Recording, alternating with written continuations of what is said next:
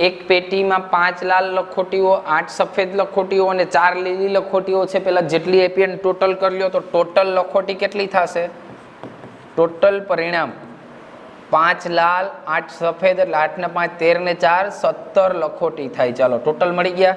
હવે શું કીધું? પેટીમાંથી એક લખોટી યાદચ્છિક રીતે બહાર કાઢવામાં આવે તો બહાર કાઢેલ લખોટી, પહેલો પ્રશ્ન લાલ હોય, બીજો પ્રશ્ન સફેદ હોય અને ત્રીજો પ્રશ્ન છે લીલી ન હોય. એટલે 3 પ્રશ્ન અલગ અલગ ગણવાના છે. એટલે 3 વાર સૂત્ર નથી લખવાનું, સૂત્ર એક જ વાર લખવાનું. સૂત્ર શું લખવાનું? તો કે આપણી સંભાવના P ઓફ E બરાબર ઘટના ઉદ્ભવવા માટેના શક્ય પરિણામો માટેના સાનુકૂળ અથવા તો શક્ય પરિણામ,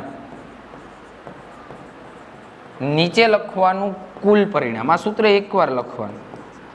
પછી આપવાના 3 ક્વેશ્ચન કે પહેલો, બીજો અને ત્રીજો. પહેલા ક્વેશ્ચનમાં આપણી ઘટના શું છે? તો કે લખોટી લાલ હોય.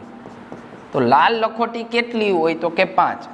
તો અહીંયા મૂકવાનું કે P ઓફ E બરાબર 5/છેદમાં કુલ પરિણામ 17 મળી ગયું. બીજો ક્વેશ્ચન છે પસંદ કરેલ લખોટી સફેદ હોય. તો સફેદ કેટલી છે? તો કે 8. તો અહીંયા લખવાનું P ઓફ E આવી ગયું તો P ઓફ F લખી નાખો. P ઓફ F બરાબર 8/છેદમાં કુલ પરિણામ 17. આપણે એમ કીધું ઘટના ઉદ્ભવ અને સાનુકૂળ પરિણામ. તો આપણી ઘટના એવી છે કે સફેદ લખોટી પસંદ થાય. તો સફેદ કેટલી? તો કે 8. અને ક્વેશ્ચન નંબર 3, લીલી ન હોય. બે રીતે ગણાય. એક લીલી હોય એ ગણીને એકમાંથી બાદ કરી નાખો, અથવા તો લીલી સિવાય ન હોય તો કોણ હોય? લાલ અથવા સફેદ જ હોય. તો લાલ અને સફેદ ભેગી કરો કેટલી થાય? 13.